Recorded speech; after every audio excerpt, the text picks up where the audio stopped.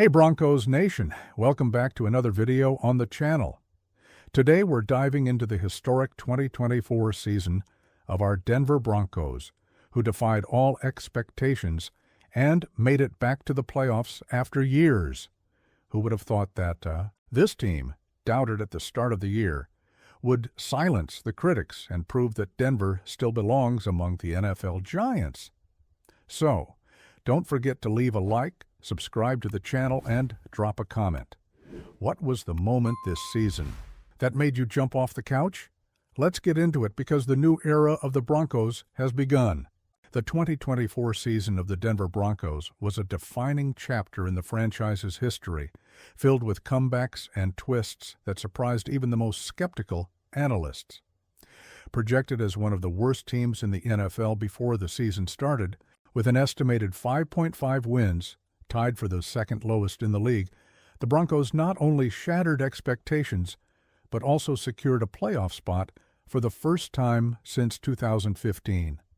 That achievement alone was remarkable, but the team's journey was built on strategic decisions, standout individual performances, and a defense that transformed into one of the league's most feared units.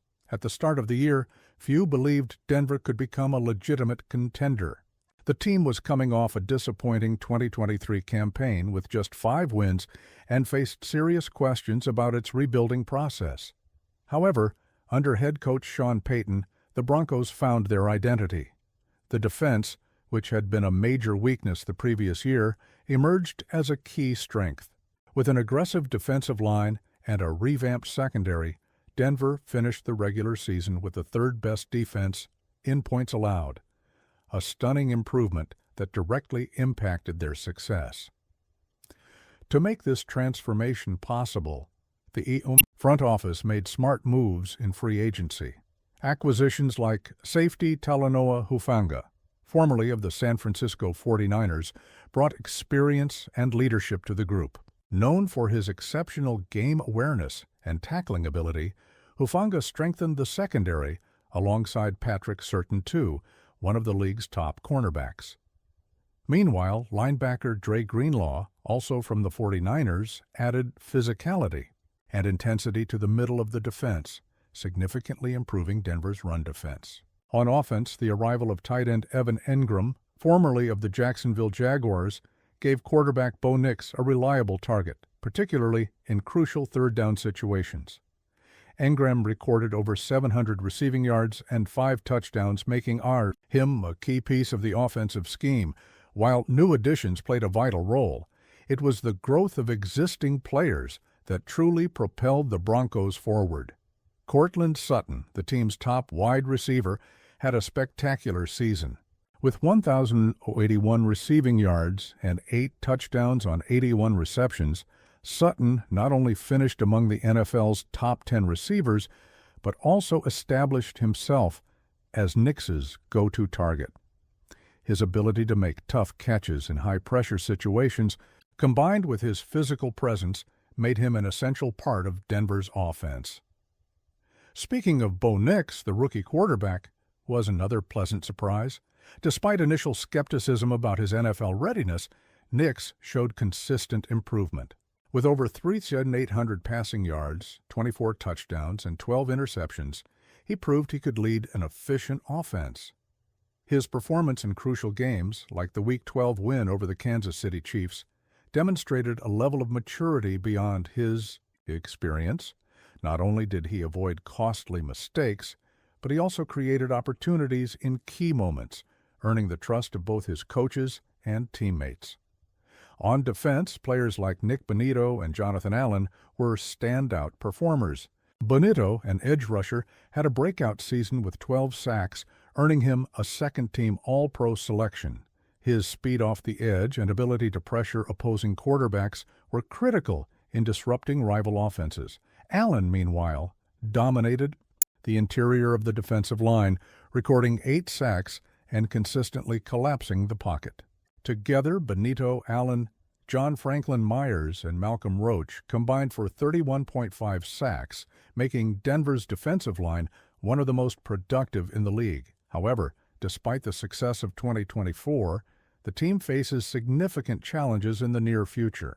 Several key players are in contract years, and the front office has postponed negotiations until after the 2025 draft. Among the players seeking extensions are Justin Simmons, the leader of the secondary, and Garrett Ballas, the offensive tackles, responsible for protecting Bo Nix's blindside. Simmons, despite being 30, remains one of the best safeties in the league, but his high salary could complicate Denver's financial situation. Ballas, on the other hand, is considered a priority, since protecting the young quarterback is crucial for his development. Delaying these contract talks is a risky move.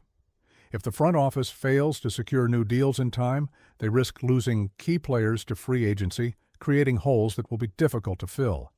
Additionally, there's the issue of locker room morale. Delaying negotiations can lead to dissatisfaction among veterans looking for long-term security. In a sport where team chemistry is essential, any internal friction could impact on-field performance. That's why the 2025 draft will be a critical opportunity for the Broncos to balance their immediate needs with long-term planning. Holding the 19th overall pick, the team has the flexibility to address multiple positions. One priority is adding an elite wide receiver to pair with Courtland Sutton. Troy Franklin, a former teammate of Bo Nix at Oregon, is a popular name linked to Denver. Their pre-existing chemistry could accelerate his adaptation and add another dynamic element to the offense. Another option is strengthening the offensive line, targeting a tackle like Joe Alt from Notre Dame to either replace or complement Ballas. On defense, drafting a high-level cornerback like Kool-Aid McKinstry from Alabama could form a dominant duo with Patrick Surtain, elevating the secondary to an elite level. Additionally, the Broncos may look for a young running back to ease the workload on Javonte Williams, who has struggled with consistency. But the draft is only part of the equation. To maintain their positive momentum, the Broncos must avoid Bo Nix's so-called second-year syndrome. Quarterbacks who have solid rookie seasons often experience a drop in performance in their second year as opponents study their weaknesses. Sean Payton's coaching staff will need to innovate within the offensive scheme, introduce new variations, and ensure that Nix continues to evolve. Another critical factor is the team's health. Injuries to key players like Sutton or Benito could derail the entire season. The depth of the roster will be tested, especially in positions where the team lacks high-level backups. For example, Justin Simmons' departure would leave a leadership and technical gap in the secondary, something difficult to replace quickly. Despite the risks, the opportunities are real. If the front office makes the right draft picks and retains its key talents, the Broncos have the potential not only to replicate their 2024 success, but to go even further. If the defense remains intact, it will continue to be one of the most feared units in the league. Meanwhile, the offense, with Nix developing and potential new weapons, could gain more versatility. Sean Payton, with his vast experience, will be a central figure in this process. His ability to adjust schemes, motivate players, and make critical decisions has already been proven in New Orleans, where he led the Saints to a Super Bowl. In Denver, he seems to be replicating that formula, blending young talent with seasoned veterans. In short, the 2024 Broncos wrote a story of resilience and growth, but the challenge now is sustaining that progress. The decisions made in the coming months, from contract renewals to draft selections, will determine whether the team can establish itself as a consistent contender or revert to inconsistency. One thing is certain: after nearly a decade out of the spotlight, Denver has proven it still belongs among the NFL's elite. The future looks promising, but it will require smart management, injury luck, and, above all, the continuation of the team spirit that carried them so far in 2024. So, Broncos country, what did you think of this season? Was it exciting or was it exciting? Let me know in the comments what your most memorable moment was. Let's chat. Oh, and don't forget to leave a like, subscribe to the channel, and share this video with other Broncos fans. Thanks a lot, and see you next time. Go Broncos!